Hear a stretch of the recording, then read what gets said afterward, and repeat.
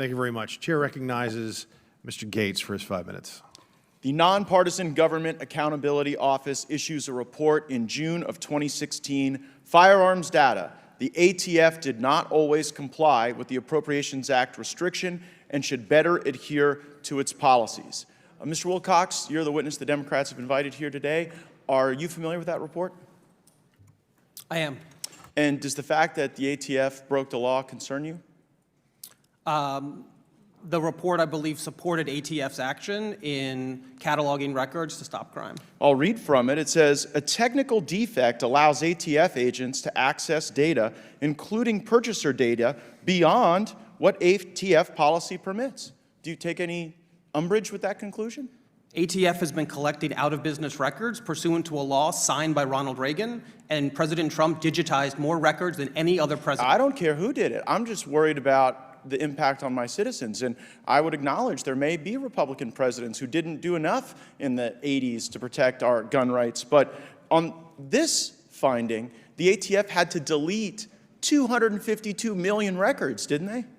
So this is a tool that's helped solve 50% of crime. Wait. Did they have to delete 252 million records? What I know about this tool is that it's a crime-fighting tool. That's not what I'm asking you. Did they have to delete? You said you're aware of the report. Is that conclusion correct? They had to delete 252 million records. I'm not aware of that line, but what I'm aware of is the tool, crime-fighting tool. I'll represent to you that that's what had to happen. The fact that the government collected 252 million records that was beyond the law, beyond policy, never approved according not to me, not to my fellow Republicans, but to the GAO.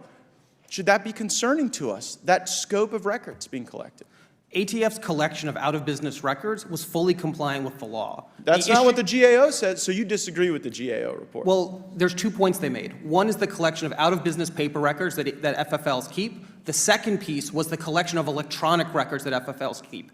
And what the GAO said was the electronic records were not being converted sufficiently. And that's what ATF so that's why they fixed had to delete to become in compliance with the law. Because they had gone beyond their authority. You see, that's the concern of my constituents. When they go beyond their authority, and you may find those things virtuous, but no one elected you. They elected us to make the laws, and when we make the laws and they don't follow them, then people's rights get diminished. Another area is this issue of the arm braces. Now, in Mr. Wilcox's testimony, he says that an arm brace makes a weapon more powerful. Mr. Bosco, you know a lot about arm braces, don't you?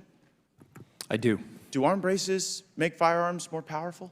They do not. They do not.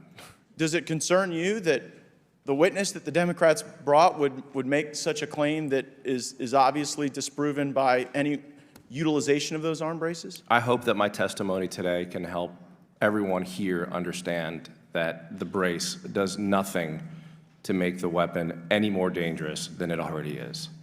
And so when you've got the ATF going beyond their authority, collecting 252 million records that they have to destroy, well, that can just be explained because they're doing their best. But when Americans get inadvertently converted to felons because the ATF has exceeded their authority, there is no such grace for them, is there, Ms. Swearer? That would seem to be the case under the recent policy change to zero tolerance. Zero tolerance for our fellow Americans when they're trying to exercise their rights and protect their liberties, but all the tolerance in the world for a corrupt bureaucracy that is violating the law, exceeding their authority, and collecting records that they have no business collecting. I would make this final observation.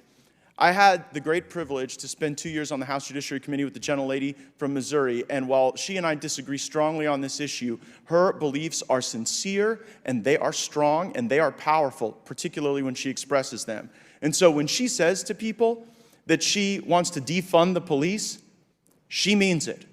And when she says in this committee meeting that gun violence is a public health emergency, well, she means that too. And our fellow Americans know the impact of folks up here in Washington declaring everything and anything a public health emergency. It means you're more likely to be locked in your homes, deprived of your freedoms, less healthy, less safe, less secure, and less able to live a truly American life. So know this, when the left talks about this as a public health emergency, get ready to see those enhanced authorities abused by the ATF. And, Mr. Chairman, it is my sincere hope that in the very near future, we will have those very folks from the ATF here. And I intend to be utilizing the new rules that we have in the House of Representatives to offer amendments to the Appropriations Act to zero out their salaries for breaking the law and abusing the liberties of our fellow Americans. Thanks for watching, everybody. Make sure to hit that subscribe button.